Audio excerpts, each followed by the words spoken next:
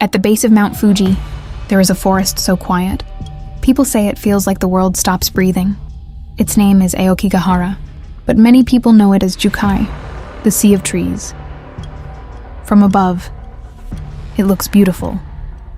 A thick green ocean of forest, stretching across the volcanic land beneath Japan's most sacred mountain. But once you step inside, the beauty changes. The trees become walls, the roots twist across the ground like hands. The air becomes heavy, and the silence feels almost alive. Aokigahara grew over lava from Mount Fuji's eruption in the year 864. The forest floor is made of hardened volcanic rock, and official tourism sources describe the forest as dense, primeval, and around 30 square kilometers in size. The porous lava rock absorbs sound, creating the strange feeling of isolation many visitors talk about. That is why people say, when you enter Aokigahara, the outside world disappears. No city noise, no cars, no voices, only trees, only moss, only your own breathing, and sometimes, even that feels too loud. For centuries, forests in Japan have been connected to spirits, death, and things unseen. And Aokigahara carries one of the darkest reputations of all. Some say the forest is haunted by yurei, restless spirits of people who died with sadness, anger, or unfinished pain. Others say the forest does not simply trap bodies, it traps sorrow. And once sorrow enters, it does not easily leave. But this story is not only about death. It is about the feeling people describe inside the forest, the feeling of being watched, the feeling of losing direction, the feeling that every tree looks the same, and every path leads deeper. Imagine walking through Aokigahara alone. At first, there is a trail. Then the trail becomes narrow. Then the trees close in. You turn around. But the way back does not look the same anymore. Forest is too dense. The roots are too twisted. The ground is uneven because of old lava. Beneath the moss, your phone signal weakens. Your compass feels useless, and suddenly, you understand why people call it the sea of trees. Because inside a sea, you can drown without water. You keep walking, trying to stay calm. But every direction looks identical.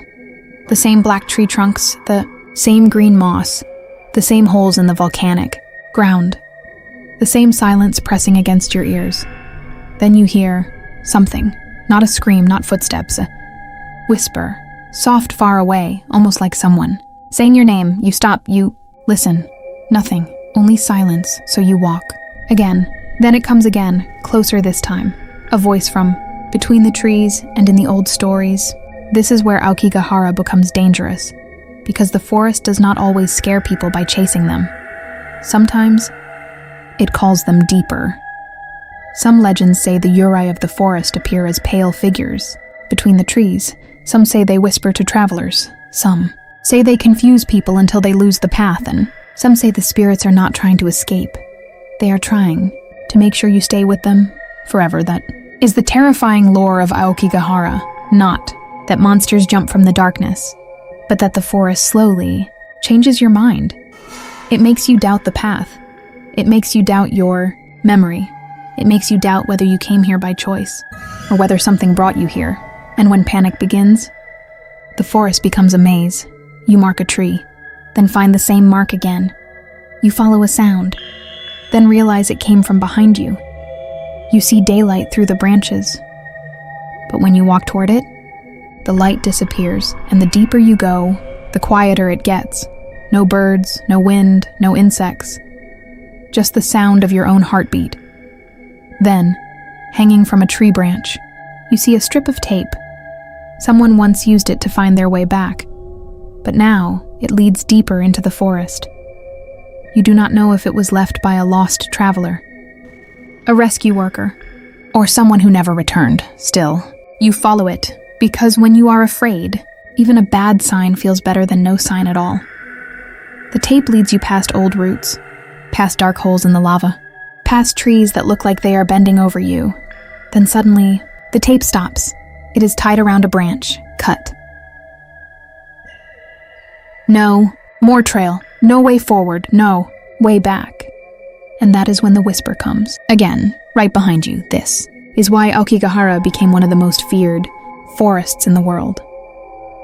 Part of that fear comes from real tragedy, because the forest has long been associated with suicide, and officials have used signs and prevention efforts at trail areas to encourage people in crisis to seek help. But the folklore gives the forest another layer, a supernatural layer. A warning, Aokigahara, is not a place to treat like a game. It is not a place to disrespect.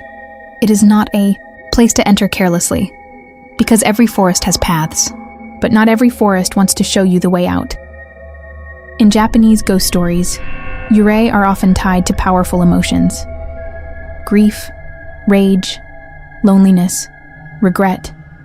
And if Aokigahara is filled with those emotions, then maybe the forest does not feel empty.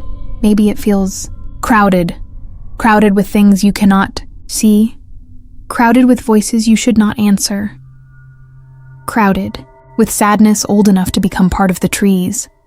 So if you ever stand at the edge of Aokigahara and the forest in front of you is silent, remember this: silence is not always peace. Sometimes silence means something is listening. And if you walk inside and the trail behind you disappears, do not follow the whispers. Do not leave the path. Do not trust every voice, because the most terrifying legend of Aokigahara is not that people enter the forest to meet their fate. It is that the forest already knows their fate before they arrive. And once the sea of trees learns your name, it may never let the sound of your footsteps leave.